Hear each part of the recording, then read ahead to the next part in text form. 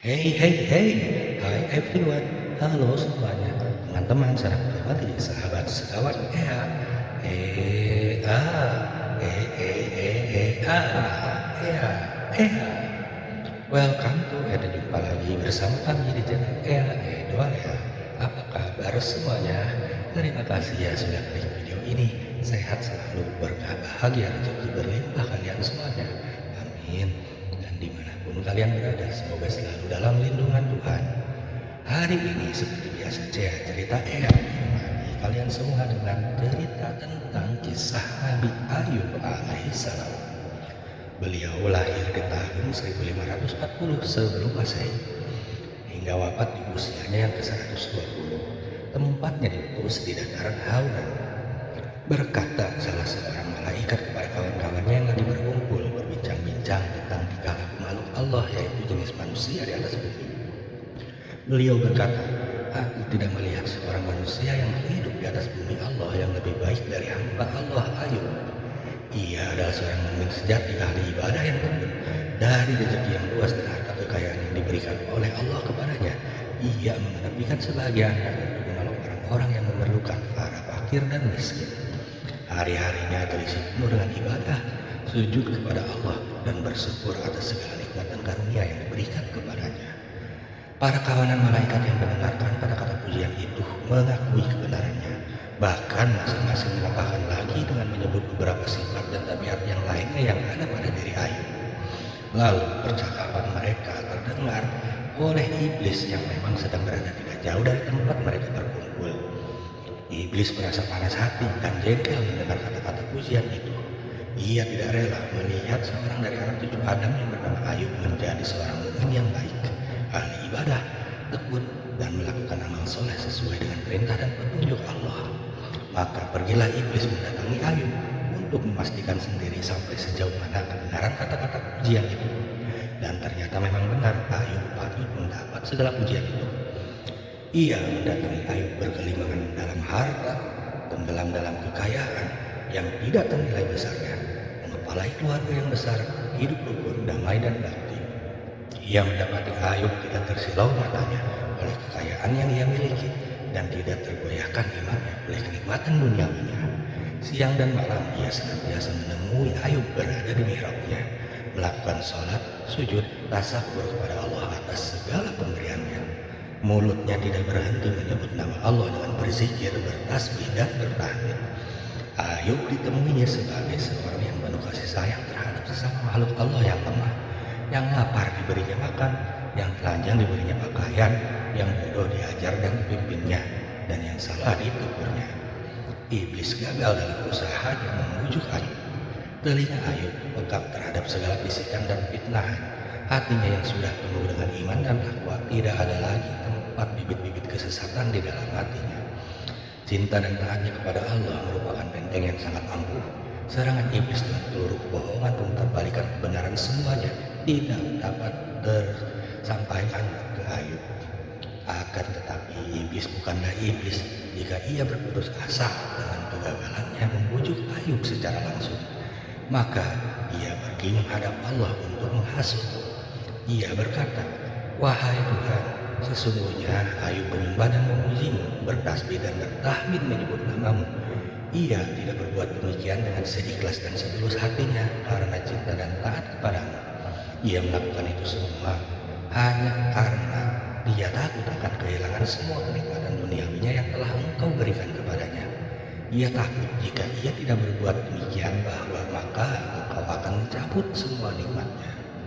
Beribu-ribu hektar tanah ladang, berpuluh-puluh hamba sahaya dan pembantunya serta keluarga dan putra-putrinya yang soleh dan bakti. Tidakkah semuanya itu patut disyukuri untuk tidak terlepas dari pemiliknya? Di samping itu, Ayub masih juga mengharapkan agar kekayaan bertambah menjadi berlipat ganda. Untuk tujuan dan maksud itulah beliau mendekatkan diri kepadamu. Amal-amal solehnya andai kata ia terkena musibah kehilangan semua yang ia miliki, niscaya mungkin dia akan mengubah sikapnya dan akan melalaikan kewajibannya kepadamu.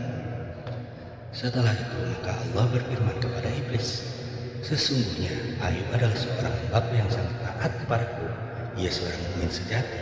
Apa yang ia lakukan untuk mendekati dirinya kepadaku adalah semata-mata didorong oleh iman yang teguh dan taat yang bulat kepadaku. Iman dan takwa yang telah meresap di dalam lubuk hatinya serta menguasai seluruh jiwa raganya tidak akan tergoyah oleh perubahan keadaan duniawinya. Cintanya kepadaku yang telah menjiwai amal ibadah dan kebajikannya tidak akan menurun dan menjadi kurang. Musibah apapun yang akan melanda dalam dirinya dan harta kekayaannya, ia yakin seyakin-yakinnya bahwa apa yang ia miliki adalah pemberianku yang sewaktu-waktu dapat aku cabut daripadanya atau menjadikannya bertambah berlipat ganda. Ia bersih dari semua tuduhan dan prasangkamu. Engkau memang tidak rela melihat hamba-hambaku, anak cucu Adam, berada di atas jalan yang benar, lurus dan tidak tersesat. Lalu untuk menguji keteguhan hati Ayub dan kebulatan imannya kepadaku dan juga kepada takdirku, maka aku izinkan engkau mencoba menggodanya serta memalingkannya daripadaku. Kerahkanlah pembantu-pembantumu untuk menggoda Ayub melalui harta kekayaannya dan keluarganya. Coba binasakanlah harta kekayaannya, cerai-beraikanlah keluarganya yang rukun dan bahagia itu. Maka lihatlah sampai di mana kebolehanmu menyesatkan dan merusakkan iman hambaku Ayub itu. Lalu dikumpulkanlah oleh iblis setan-setan pembantunya, diberitahukan bahwa ia mendapat izin dari Tuhan untuk mengganyang Ayub, merusak akidah nahan imannya dan memalingkannya dari Tuhannya yang ia sembah dengan sepenuh hati dan keyakinan. Lalu jalannya ialah dengan memusnahkan harta kekayaannya sehingga ia menjadi seorang yang miskin, mencerai-beraikan keluarganya sehingga ia menjadi sebatang kara tidak berkeluarga. Iblis berseru kepada pembantu-pembantunya itu agar melaksanakan tugas penyesakan Ayub dengan sebaik-baiknya, dengan segala daya dan siasat apa saja yang mereka dapat lakukan. Lalu dengan berbagai cara gangguan, akhirnya berhasillah kawanan syaitan itu menghancurkan kekayaan Ayub yang dimulai dengan hewan-hewan ternakannya yang mati satu persatu. Kemudian disusul ladang-ladang dan kebun-kebun tanamannya yang rusak menjadi kering, juga gedung-gedungnya yang terbakar habis dimakan api. Sehingga dalam waktu yang sangat singkat sekali, Ayub yang kaya raya tiba-tiba menjadi seorang kaum miskin, tidak memiliki selain hatinya yang penuh iman dan takwa serta jiwanya yang besar. Setelah berhasil menghabiskan kekayaan dan harta milik Ayub, datanglah iblis kepadanya menjumpai sebagai seorang tua yang tampak bijaksana dan berpengalaman dan berkata, sesungguhnya musibah yang menimpa dirimu sangat dahsyat sekali, sehingga dalam waktu yang begitu sempit telah habislah semua kekayaanmu dan hilang semua harta kekayaan milikmu. Kawan-kawanmu merasa sedih, sedang musuh-musuh bersenang hati dan gembira melihat penderitaan yang kau alami. Mereka bertanya-tanya, gerangan apakah yang menyebabkan Ayub berlimpah musibah yang hebat ini, yang menjadikan dalam sekejap mata kehilangan semua harta miliknya. Sementara orang dari mereka berkata bahwa mungkin karena Ayub tidak ikhlas dalam ibadah dan semua amal kebajikannya. Dan ada pula yang berkata bahwa andaikan Allah Tuhan Ayub benar-benar berkuasa, niscaya dia dapat menyelamatkan Ayub dari malapetaka, mengingat bahwa ia telah menggunakan seluruh waktunya beribadah dan berzikir, tidak pernah melanggar perintahnya. Lalu seorang lain menggunjing dengan mengatakan bahwa mungkin amal ibadah Ayub yang tidak diterima oleh Tuhan karena ia tidak melakukan itu dari hati yang bersih dan sifat ria, ingin dipuji mungkin, dan banyak lagi cerita-cerita orang tentang kejadian yang sangat menyedihkan itu. Aku pun menaruh simpati kepadamu, hai Ayub, dan turut bersedih hati dan berduka cita atas nasibmu yang buruk yang engkau telah alami. Iblis yang menyerupai sebagai orang tua itu mengakhiri kata-kata hasutannya seraya memperhatikan wajah Ayub yang tetap tenang berseri-seri, tidak menampakkan tanda-tanda kesedihan atau sesalan yang ingin ditimbulkan oleh iblis dan kata-kata racunnya itu.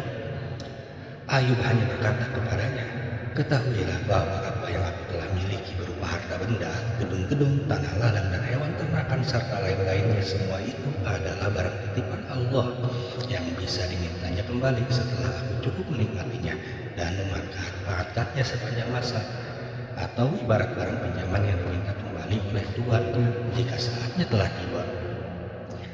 Maka segala syukur dan puji bagi Allah yang telah memberikan karunia-Nya kepadaku dan mencabutnya kembali pula dari siapa yang Dia kehendaki dan mencabutnya pula dari siapa saja yang Dia suka.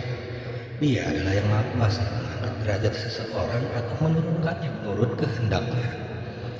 Kami sebagai hamba-hamba makhluknya yang lemah patut berserah diri kepadanya dan menerima segala qada dan takdirnya yang kadang kala kami belum dapat mengerti. takdirnya itu. Lalu selesai mengucapkan kata jawabannya itu kepada iblis yang sedang duduk tercengang di depannya, menyungkurlah Ayub bersujud kepada Allah memohon ampun atas segala dosa dan keteguhan iman serta kesabaran atas segala cobaan dan ujiannya. Iblis lalu segera meninggalkan rumah Ayub dengan rasa kecewa bahwa racun hasutannya tidak termakan oleh hati hamba Allah yang bernama Ayub itu. Akan tetapi iblis tidak akan pernah berputus asa melaksanakan sumpahnya yang telah ia nyatakan di depan Allah dan malaikatnya bahwa ia akan berusaha menyesatkan Bani Adam di mana saja pun berada. Ia merencanakan melanjutkan usaha gangguan dan godaannya kepada Ayub lewat penghancuran keluarganya yang sedang hidup rukun, damai dan saling hidup cinta mencintai. Iblis datang lagi menghadap Tuhan dan meminta izin meneruskan usahanya untuk mencoba menghasut Ayub. Berkata ia kepada Tuhan, "Wahai Tuhan, Ayub tidak termakan oleh hasutanku sedikit pun, tidak goyah iman dan akidahnya kepadamu. Meskipun ia sudah kehilangan semua kekayaannya dan kembali menjadi hidup bapak dan miskin karena ia masih mempunyai putra-putri yang cakap yang dapat ia andalkan untuk mengembalikan semua yang hilang itu dan menjadi sandaran serta tumpuan hidupnya di hari tuanya. Menurut perkiraan, Ayub tidak akan bertahan jika musibah yang mengenai harta kekayaannya mengenai keluarganya pula, apalagi bila ia sangat sayang mencintai. Maka izinkanlah aku mencoba kesabarannya dengan keteguhannya kali ini melalui godaan yang akan aku lakukan terhadap keluarganya dan putra-putranya yang ia sangat sayangi." Lalu Allah meneruskan permintaan iblis itu dan berfirman, "Aku mengizinkan engkau mencoba sekali lagi menggoyahkan hati Ayub yang penuh iman, tawakal dan kesabaran itu dengan caramu yang lain. Namun ketahuilah bahwa engkau tidak akan berhasil mencapai tujuanmu yang melemahkan iman Ayub dan menipiskan kepercayaannya kepadaku." Iblis lalu pergi bersama pembantu-pembantunya menuju tempat tinggal putra-putra Ayub di suatu gedung yang penuh dengan sarana-sarana kemewahan dan kemegahan. Lalu digoyangkanlah gedung itu hingga roboh, berantakan, menjatuhi dan menimbuni seluruh penghuninya. Kemudian cepat-cepatlah pergi iblis mengunjungi Ayub di rumahnya dengan menyerupai sebagai seorang dari kawan-kawannya Ayub yang datang menyampaikan takziah dan menyatakan turut berduka citanya atas musibah yang menimpa putranya. Ia berkata kepada Ayub dalam takziahnya, "Hai Ayub, sudahkah engkau melihat putra-putramu yang mati tertimbun di bawah reruntuhan gedung yang roboh akibat gempa bumi? Kiranya, wahai Ayub, Tuhan tidak menerima ibadahmu selama ini dan tidak melindungimu sebagai imbalan bagi amal solehmu dan sujud rukumu siang dan malam." Mendengar kata-kata iblis itu, menangislah Ayub terseduh-seduh seraya berucap, "Allah lah yang memberi dan Dia pula lah yang mengambil kembali. Segala puji baginya, Tuhan yang Maha Pemberi dan Maha Pencabut." Iblis lalu keluar meninggalkan Ayub dalam keadaan bersujud untuk munajat dengan rasa jengkel dan marah kepada dirinya sendiri karena telah gagal lagi untuk yang kedua kalinya membujuk menghasut Ayub. Ia lalu pergi menghadap Tuhan lagi dan berkata, "Wahai Tuhan, Ayub sudah kehilangan semua harta benda dan seluruh kekayaannya, dan hari ini ia ditinggalkan oleh putra-putranya yang mati terbunuh di bawah reruntuhan gedung yang telah kami hancurkan. Namun ia masih tetap dalam keadaan mentalnya yang kuat dan sehat. Ia hanya menangis terseduh-seduh, namun batinnya, jiwanya, imannya dan kepercayaannya kepadamu tidak tergoyah sama sekali. Izinkan aku mencobanya kali ini mengganggu kesehatan badannya dan kekuatan fisikalnya. Karena jika ia sudah jatuh sakit dan kekuatannya menjadi lumpuh, niscaya ia akan mulai malas melakukan ibadah dan lama-kelamaan akan melalaikan kewajibannya kepadamu dan menjadi lunturlah iman dan akidahnya." Allah tetap menentang iblis bahwa ia tidak akan berhasil dalam usahanya menggoda Ayub, walau bagaimanapun besarnya musibah yang ditimpakan kepadanya dan bagaimanapun beratnya cobaan yang dialaminya, karena Allah telah menetapkan dia menjadi teladan kesabaran, keteguhan iman, dan ketekunan beribadah bagi hamba-hambanya. Allah berfirman kepada iblis, "Bolehlah engkau mencoba lagi usaha mengganggu kesehatan badan dan kekuatan fisikal Ayub. Aku akan lihat sejauh mana kepandaianmu mengganggu dan menghambakan pilihanmu ini." Iblis lalu memerintahkan kepada anak buahnya agar menaburkan benih-benih baksil penyakit ke dalam tubuh Ayub.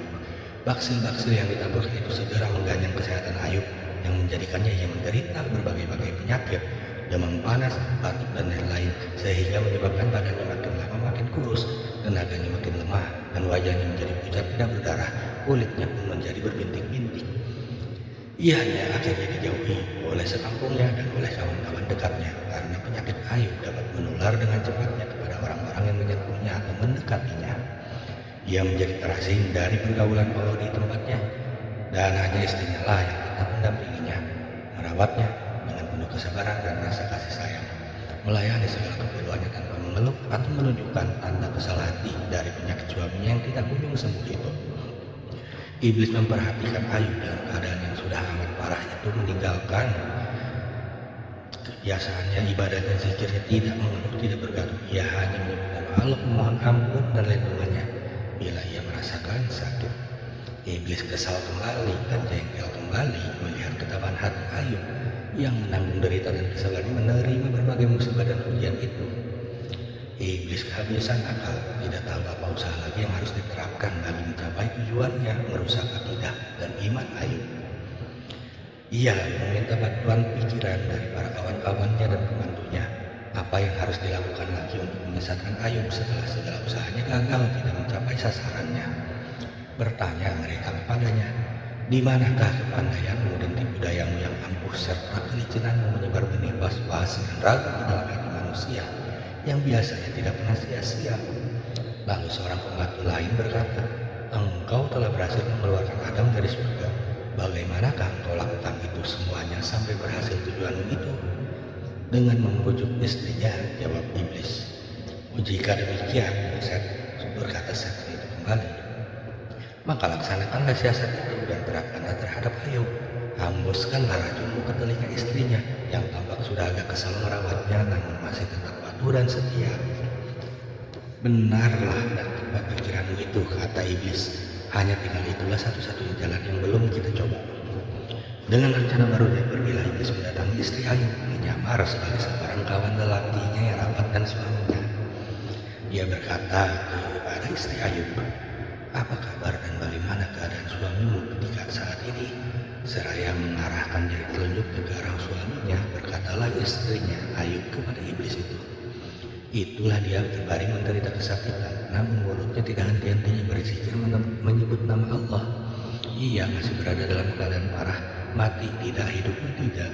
Kata-kata istri Ayub itu menimbulkan harapan bagi iblis bahwa ia kali ini akan berhasil. Maka diingatkanlah istri Ayub akan masa mudanya di mana ia hidup dengan suaminya dalam keadaan sehat, bahagia dan makmur, dibawakan kenang-kenangan dan kemesraan di muka itu. Kemudian keluarlah iblis dari rumah Ayub, meninggalkan istri Ayub dengan duduk termenung seorang diri, mengenang masa lampaunya, masa kejayaan suaminya dan kesejahteraan hidupnya, membanding-bandingkannya dengan masa di mana berbagai penderitaan dan musibah dialami, yang dimulai dengan musnahnya kekayaan harta benda, disusul dengan kematian putranya, dan kemudian yang terakhir diikuti oleh penyakit suaminya yang parah yang sangat menjemukan itu. Istri Ayub merasa kesepian berada di rumah sendirian bersama suaminya yang berbaring sakit. Tiada sahabat, tiada kerabat, tiada tetangga yang lembut. Semua menjauhi mereka karena khawatir kejangkitan penyakit kulit Ayub yang menular dan menjijikan itu. Seraya menarik nafas panjang, datanglah istri Ayub mendekati suaminya yang sedang menderita kesakitan itu dengan berbisik-bisik kepadanya berkata, "Wahai sayangku, sampai bilakah engkau tersiksa oleh Tuhanmu ini? Di manakah kekayaanmu, putra-putramu, sahabat-sahabatmu dan kawan-kawan terdekatmu? Oh, alangkah sahdunya masa lampau kita, usia muda, badan sehat, sarana kebahagiaan dan kesejahteraan hidup tersedia, dikelilingi oleh keluarga dan terulang kembali masa yang manis itu. Mohonlah wahai Ayub dari Tuhan agar kita dibebaskan dari segala penderitaan ini." Lalu berkatalah Ayub dengan menjawab keluhannya istrinya itu, "Wahai istriku yang kusayangi, engkau menangisi kebahagiaan dan kesejahteraan masa yang lalu, menangisi anak-anak kita yang telah mati diambil oleh Allah, dan engkau minta aku memohon kepada Allah agar kami dibebaskan dari kesengsaraan dan penderitaan yang kita alami ini. Aku hendak bertanya kepadamu, berapa lama kita menikmati masa hidup yang mewah, makmur dan sejahtera?" 80 tahun, jawab istrinya. "Lalu berapa lama kita telah hidup dalam penderitaan ini?" tanya lagi Ayub. 7 tahun, jawabnya istri. Ayub melanjutkan jawabannya, "Memohon dari Allah membebaskan kami dari kesengsaraan dan penderitaan yang telah kita alami, belum sepanjang masa kejayaan yang telah Allah karuniakan kepada kita. Kiranya engkau telah termakan hasutan bujukan setan, sehingga mulai menipis imanmu dan berkesal hati menerima takdir dan hukum Allah. Tunggulah ganjaranmu kelak jika aku telah sembuh dari penyakitku dan kekuatan badanku pulih kembali, aku akan mencambukmu 100 kali. Dan sejak detik itu, aku haramkan diriku makan dan minum dari tanganmu atau menyuruh engkau melakukan sesuatu untukku. Tinggalkanlah aku seorang diri di tempat ini sampai Allah menentukan takdirnya. Lalu setelah ditinggalkan oleh istrinya yang diusir itu, maka Nabi Ayub tinggal seorang diri di rumah, tiada sanak saudara, tiada anak dan istri. Ia bermunajat kepada Allah dengan sepenuh hati memohon rahmat dan kasih sayangnya. Ia berdoa, wahai Tuhanku, aku telah diganggu oleh setan dan kepayahan dan kesusahan serta siksaan. Dan Engkaulah wahai Tuhan yang Maha Pengasih dan Penyayang. Allah menerima doa Nabi Ayub yang telah mencapai puncak kesabaran dan keteguhan imannya serta berhasil memenangkan perjuangannya melawan hasut dan bujukan iblis. Allah mewahyukan firman kepadanya, hantamkanlah kakimu ke tanah. Dari situ air akan memancur dan dengan air itu engkau akan sembuh dari semua penyakitmu, akan semuanya kembali pulih. Kesehatan dan kekuatan badan jika engkau gunakan untuk minum dan mandimu. Dengan izin Allah, setelah dilaksanakan petunjuk ilahi itu, sembuhlah segera Nabi Ayub dari penyakitnya. Semua luka-luka kulitnya menjadi kering dan segala rasa pedih hilang, seolah-olah tidak pernah terasa lagi olehnya. Ia bahkan kembali menampakkan lebih sehat dan lebih kuat daripada yang sebelumnya. Dalam pada itu, istrinya yang telah diusir dan meninggalkan dia seorang diri di tempat tinggalnya yang terasing, jauh dari jiran, jauh dari keramaian kota, merasa tidak sampai hati lebih lama berada jauh dari suaminya. Namun ia hampir tidak mengenalnya kembali karena bukanlah Ayub yang ditinggalkan sakit itu yang berada di depannya, tetapi Ayub yang muda belia, segar bugar, sehat walafiat, seakan-akan tidak pernah sakit dan menderita. Ia segera memeluk suaminya seraya bersyukur kepada Allah memberikan rahmat dan karunia-Nya. Nabi Ayub telah bersumpah, tetapi karena sewaktu itu ia mengusir istrinya akan mencambuknya 100 kali bila ia sembuh. Ia merasa wajib melaksanakan sumpahnya itu, namun merasa kasihan juga kepada istrinya yang sudah menunjukkan kesetiaannya. Ia bingung, hatinya terombang-ambing oleh dua perasaan. Satu sisi merasa wajib melaksanakan sumpahnya, tetapi satu sisi lagi istrinya yang setia dan bakti itu tidak patut, kata hatinya, menjalani hukuman yang seberat itu. Akhirnya Allah memberi jalan keluar baginya dengan firman-Nya, hai Ayub, ambillah dengan tanganmu seikat rumput dan cambuklah istrimu dengan rumput itu 100 kali sesuai dengan sumpahmu, sehingga dengan demikian tertebuslah sumpahmu. Nah, sekianlah Nabi Ayub itu dipilih oleh Allah sebagai nabi dan teladan yang baik bagi hamba-hambanya dalam hal kesabaran dan keteguhan iman, sehingga kini nama Ayub disebut orang sebagai simbol kesabaran. Dan Allah membalas kesabaran dan keteguhan iman Ayub bukan saja dengan memulihkannya kembali kesehatan badannya, kekuatan fisiknya, kepada keadaan seperti masa mudanya, bahkan dikembalikan pula kebesaran duniawinya dan kekayaan harta bendanya dengan berlipat ganda. Juga kepadanya dikaruniakan lagi putra-putra sebanyak yang telah hilang dan mati dalam musibah yang ia alami.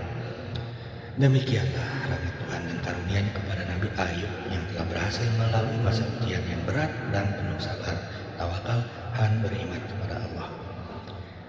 Kisah Ayub ini dapat dibaca di dalam Al-Quran surat Sa'ad ayat 41 hingga 44 dan surah Al-Anbiya ayat 83 dan 84. Cukup sekian, Ea bercerita. Mari ambil pelajarannya, semoga kelak bisa bermanfaat untuk teman-teman, sanak family, sahabat, sekawan Ea juga semuanya. Amin. Mohon maaf bila ada kurang atau salah, dan terima kasih atas perhatiannya. Jangan lupa menantikan lagi ya video Ea selanjutnya. Sampai jumpa and goodbye guys. Ea.